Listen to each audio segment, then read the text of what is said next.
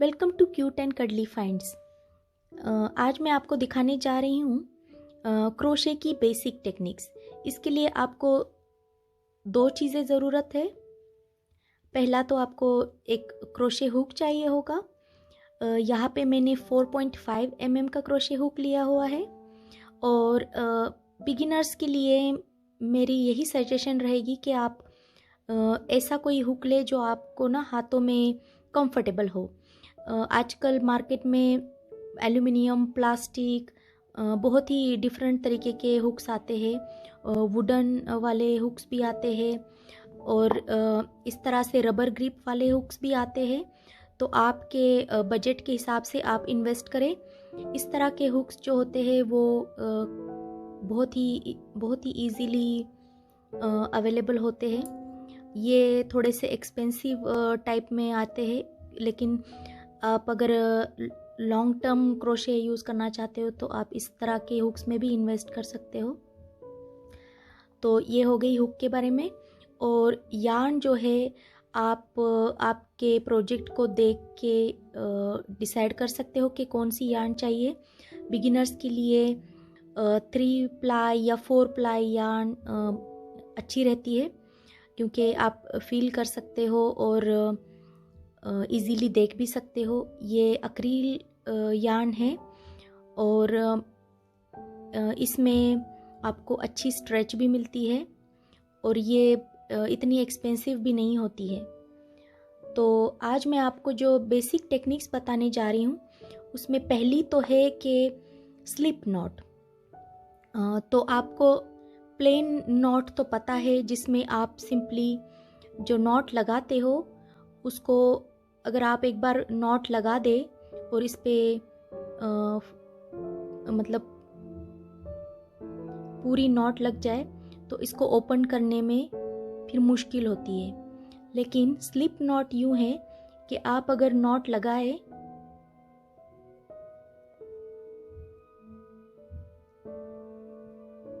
तो ये यहाँ पे नॉट लग गई और ऊपर एक चेन की तरह एक बन जाता है और इसको आप एडजस्ट भी कर सकते हो।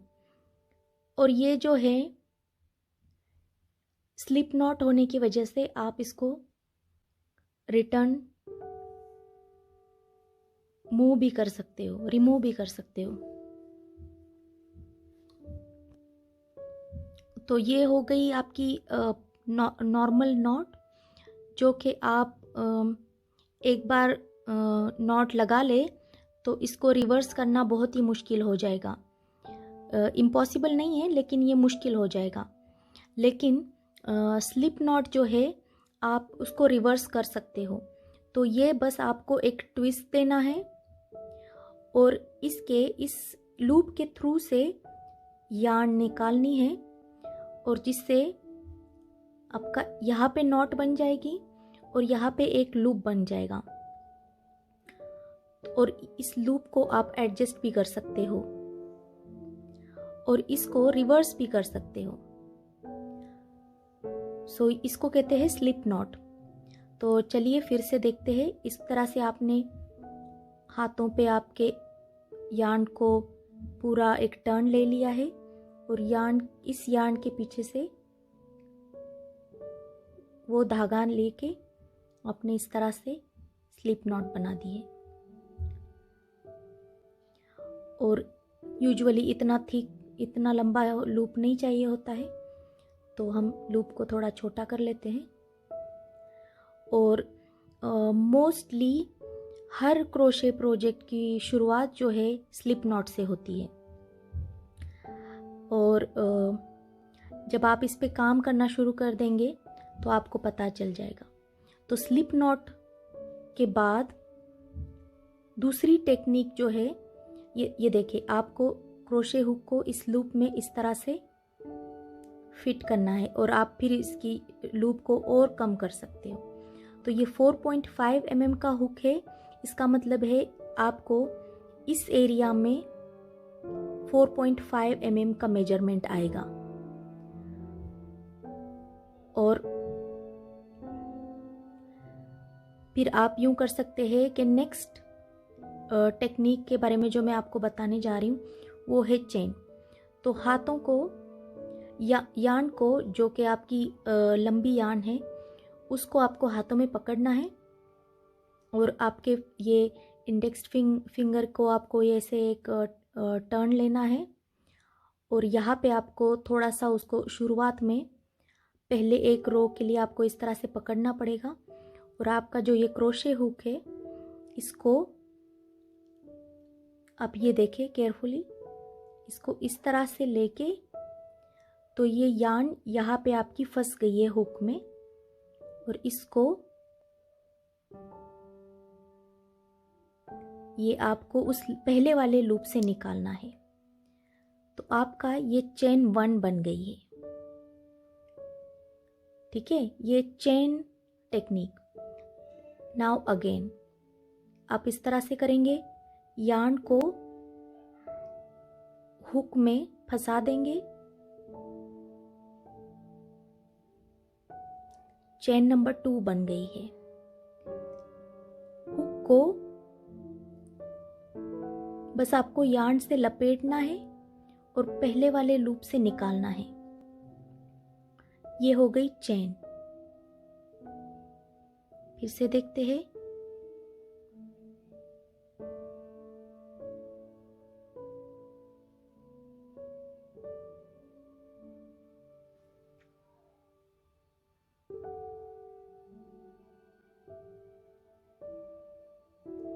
ठीक है, अभी देखें, चेन का काउंट करके देखते हैं। 1 2 3 4 5। हमारी 5 चेन बन के तैयार है। अब यूजुअली प्रोजेक्ट के स्टार्ट में लिखा होता है कि आपको स्लिप नॉट, तो ये हो गई हमारी स्लिप नॉट। उसके बाद चेन डालनी है और नंबर ऑफ चेन्स आपको बताए गए होते हैं। तो ये हमने 5 चेन डाली है। So we can continue like this. अगर आपको 20 करनी है 20 कर सकते हो, जो नंबर आपको मेंशन किया हुआ है हर उस पैटर्न के हिसाब से। आपको बस ये उंगली से आपको प्रेशर देना है यार्न को और यहाँ पे पकड़ना है ताकि आपको ये जो ट्विस्ट है वो करने में इजी रहे। एंड देन इस चेन के थ्रू, पहली वाली चेन के थ्रू आपको ये लूप निकालना है। वंस मोर आपने यार्न को ट्विस्ट कर लिया है और पहले वाले चेन से ये निकाल लिया है। वंस मोर।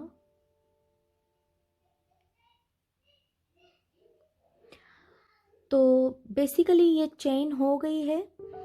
चेन इटसेल्फ बहुत ही काम आती है। बहुत सारे प्रोजेक्ट्स की शुरुआत चेन से होती है और बहुत सारे प्रोजेक्ट्स में जहाँ पे आपको सिर्फ चेन ही बनानी है तो आप इजीली अब चेन बना सकते हैं। ये क्रोशे का समझे कि ये फर्स्ट स्टेप है चेन बनाना सीखना। तो मैं 1 मोर टाइम आपको दिखाती हूँ। ये जो है पहले इस तरह से क्रोशे हुक को पकड़ के इसको यूं, ये जो मोमेंट है ये बहुत लोगों को मुश्किल लगती है। बस आपको हैंड्स को आप यूं कर सकते हैं कि आपको या तो आप आपके यार्न को इस तरह से कर ले हुक से, या तो आप क्रोशे हुक को इस तरह से कर ले। दोनों सेम ही है, लेकिन आपको बस ये करना है कि आपको इस तरह से हुक के ऊपर यार्न आनी चाहिए और फिर पहले वाले चेन से आपको इसको निकालना है। और आपकी एक बार स्पीड आ जाए तो फिर आप इसको बिना देखे भी कर सकते हो। ठीक है, ये आपकी चेन बन गई। Welcome back. तो मैं आपको बता रही थी कि चेन के बाद जो मेन स्टिच आती है वो है सिंगल क्रोशे। और सिंगल क्रोशे के लिए आपको second chain from the hook, मतलब ये हमारी हो गई first chain from the hook, और ये है second chain from the hook. और जब चेन का कंसीडर करते हैं तो ये जो हुक पे जो चेन है उसको काउंट नहीं करते हैं। तो अगर हम काउंट करें तो 1 and 2, तो ये सेकेंड चेन हो गई फ्रॉम द हुक। तो करते क्या है, केयरफुली देखें, ये चेन में हर चेन में 3 थ्रेड्स नजर आते हैं। तो ये जो ऊपर के 2 है इसमें हम हुक को इंसर्ट करेंगे और यार्न को इसके ऊपर लेंगे हुक पे, जिसको कहते हैं यार्न ओवर। और फिर वो जो चेन जहाँ से हमने इंसर्ट किया था उधर ही से हुक को वापस निकालना है। तो अब हमारे हुक पे आ गए हैं 2 लूप्स।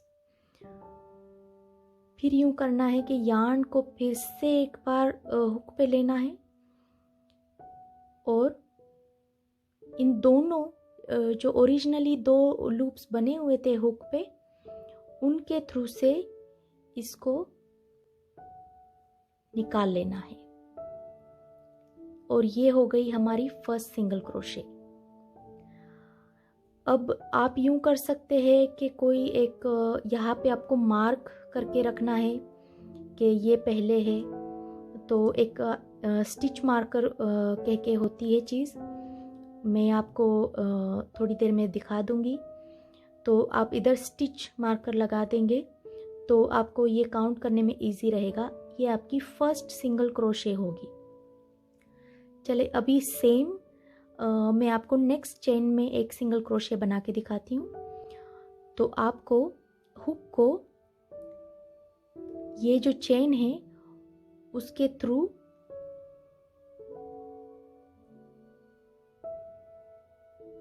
इंसर्ट करना है और थ्रेड को यार्न को हुक पे लेके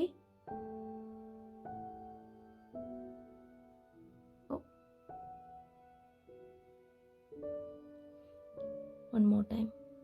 सो ये जो चेन है इसके थ्रू इंसर्ट कर लिया और यार्न को हमने हुक पे ले लिया और चेन के थ्रू से निकाल लिया और फिर एक यार्न ओवर करके फिर ये जो 2 हुक बने थे उनके थ्रू निकाल लिया। तो ये हो गई हमारी second single crochet. One more time, क्योंकि अभी ये थोड़ा सा समझने में थोड़ा मुश्किल हो गया होगा। तो चेन के थ्रू हमें ये हुक डालना है,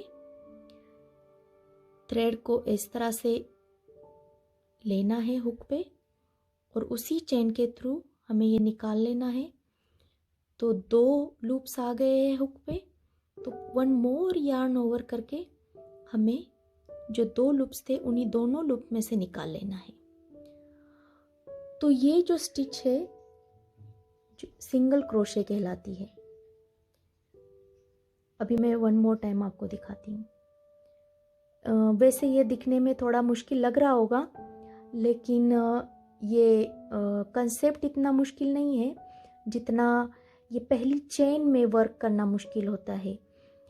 ये बिगिनर्स को भी सिमिलर इशू होता है और इवन एडवांस लेवल में जाए तो भी ये सबसे कम्बरसम है कि चेन में से आपको इस तरह से हुक को इंसर्ट करना है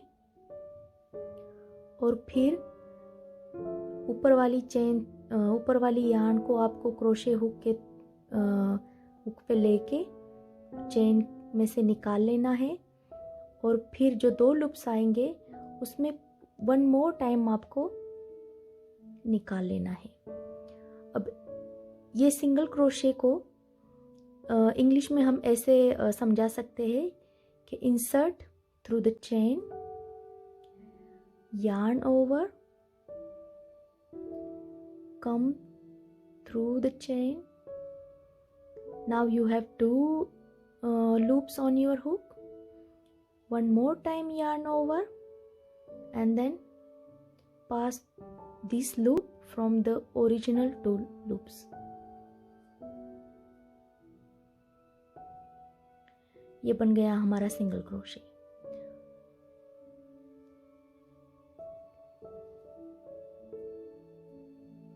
वन मोर सिंगल क्रोशे।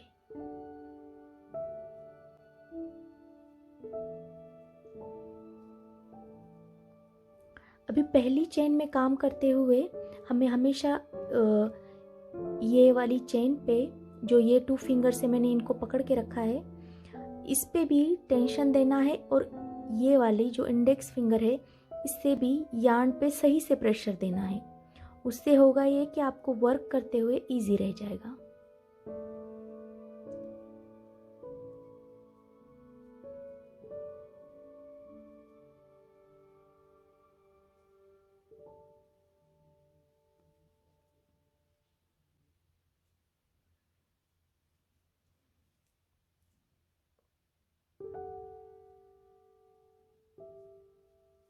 अभी मैं आपको ये पूरी लाइन बना के दिखाती हूँ।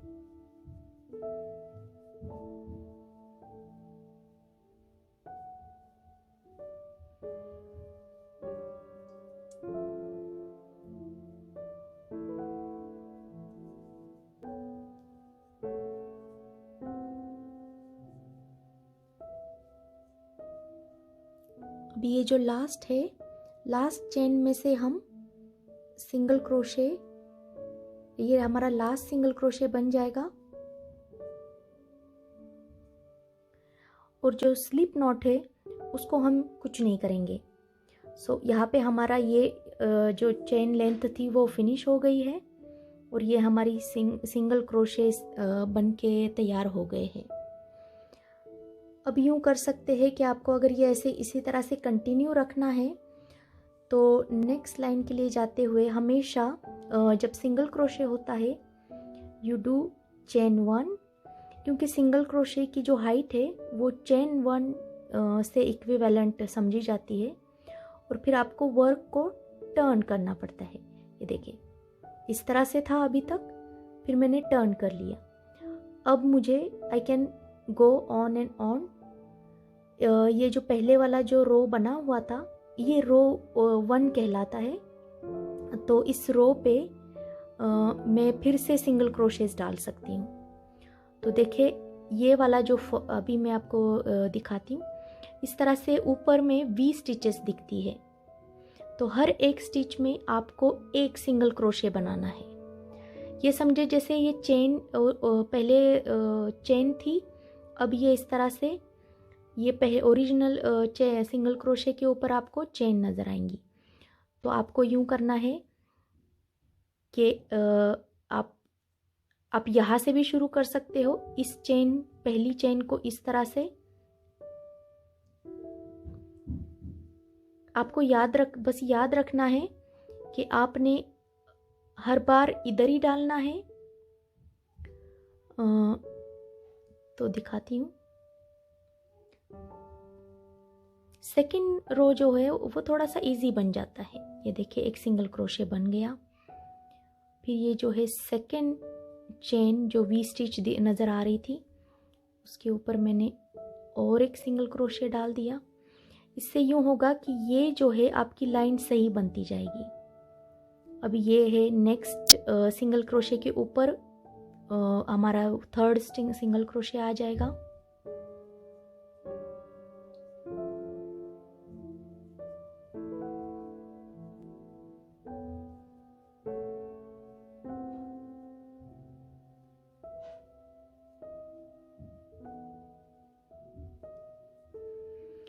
सिंगल क्रोशे का यूज़ करके आप प्लेन कोई भी रेक्टेंगल अब आप बना सकते हो। आपको बस ये याद रखना है कि आप इसको कंटिन्यू करेंगे, आखिर में चेन 1 डालेंगे और फिर आपके वर्क को टर्न करेंगे। अभी मैं आपको दिखाती हूँ, मैं एंड में जाके आपको फिर से दिखा। अब देखिए ये मेरी पूरी रो कंप्लीट हुई है। मैंने लास्ट की स्टिच अभी नहीं बनाई है, मैं आपके सामने बना दूंगी। तो ये जो लास्ट वी है उसमें मैं ये डाल रही हूँ अपना हुक और यार्न को लेके फिर मैं 1 मोर सिंगल क्रोशे कर दूंगी। ठीक है, अब यूँ करना है कि नेक्स्ट रो को जाने से पहले एक चेन 1 करनी है और फिर टर्न योर वर्क। अब यूँ करना है कि हमने लास्ट रो में पहले ही सिंगल क्रोशे से शुरुआत किया था, तो हमें ये याद रखना है कि हम पहले ही सिंगल क्रोशे में अपना पहला सिंगल क्रोशे डालेंगे। आप यूँ कर सकते हैं कि यहाँ पे जो मैंने स्टिच मार्कर की कंसेप्ट बोली थी, यहाँ पे आप स्टिच मार्क भी डाल सकते हो, या तो ये बिल्कुल ही बेसिक प्रोजेक्ट है तो इसमें आपको स्टिच मार्कर की ज़रूरत नहीं है।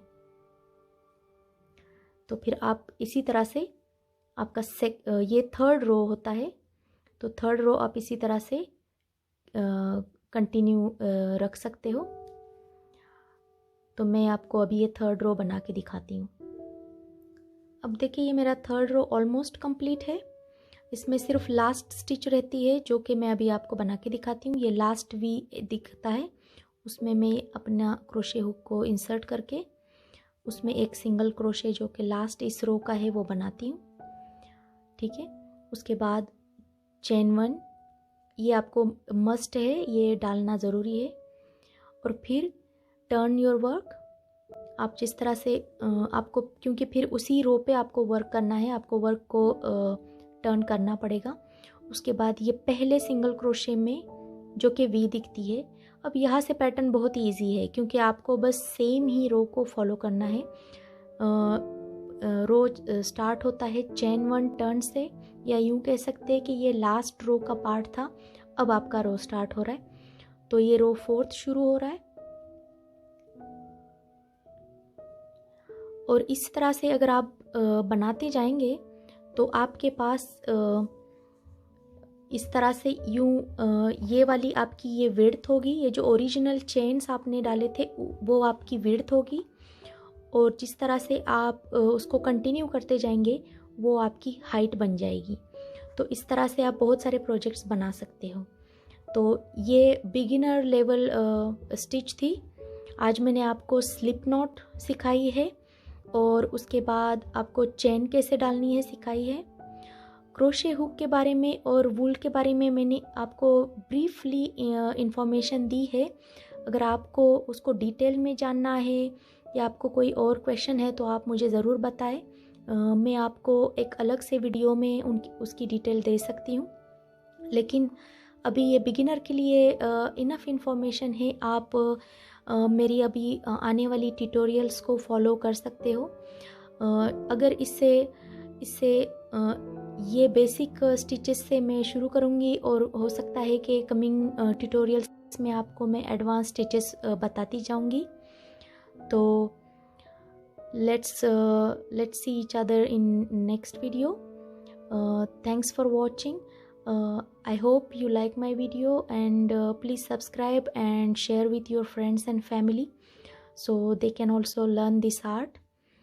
So have a nice day. Bye.